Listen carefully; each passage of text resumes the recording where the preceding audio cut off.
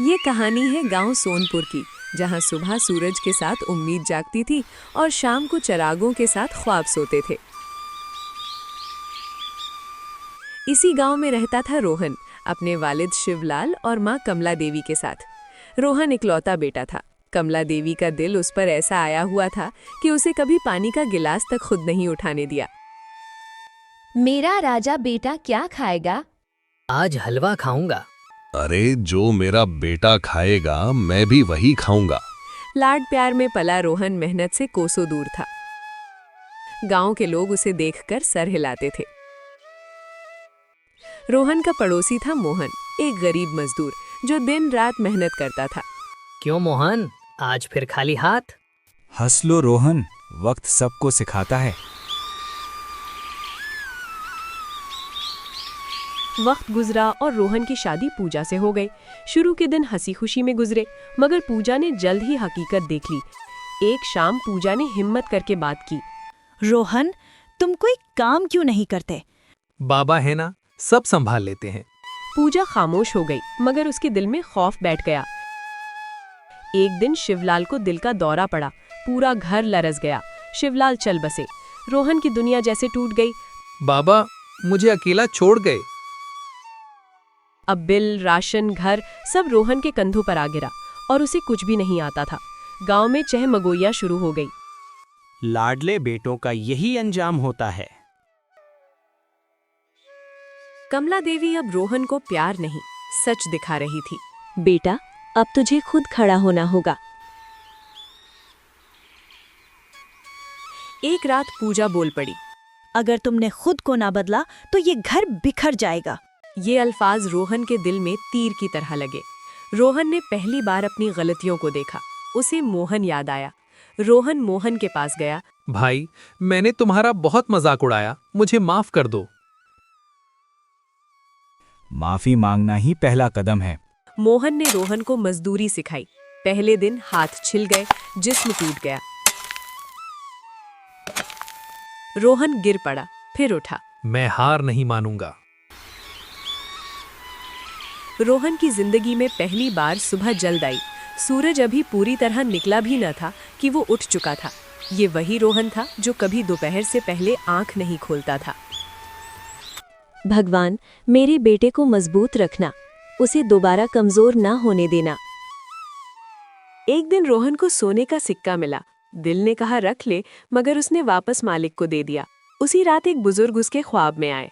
रोहन, भगवान मेहनत और सच्चाई को कभी खाली नहीं लौटाते।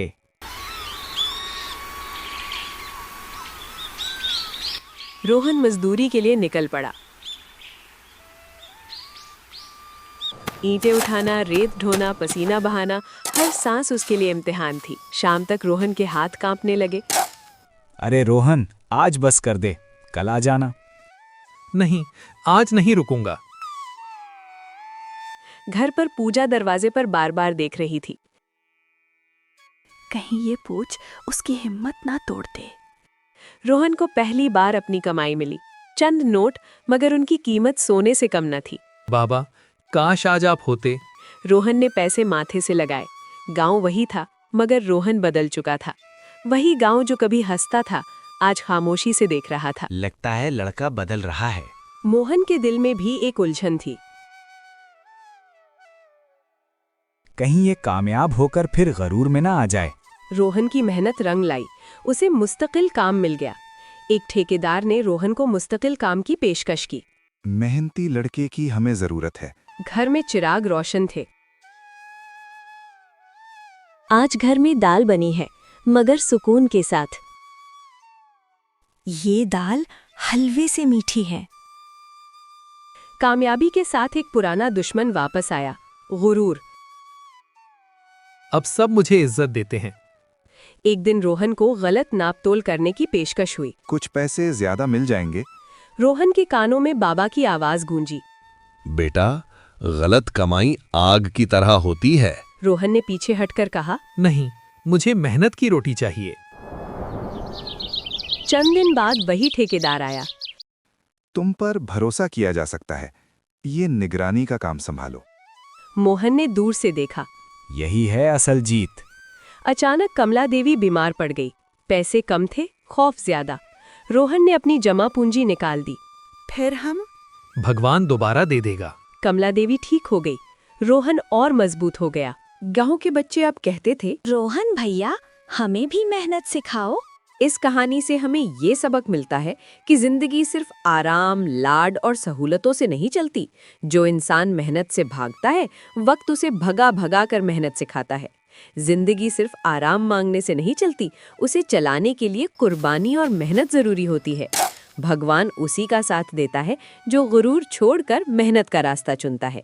आराम का नशा वक्ती होता है, मेहनत की ताकत हमेशा रहती है। अगर आपको ये कहानी अच्छी लगी हो तो वीडियो को लाइक करें, अपने दोस्तों और परिवार के साथ शेयर करें और ऐसी ही मजीद दिलचस्प और सबक आमूज कहानियों के लिए हमारे चैनल को सब्सक्राइब करना मत भूलिए।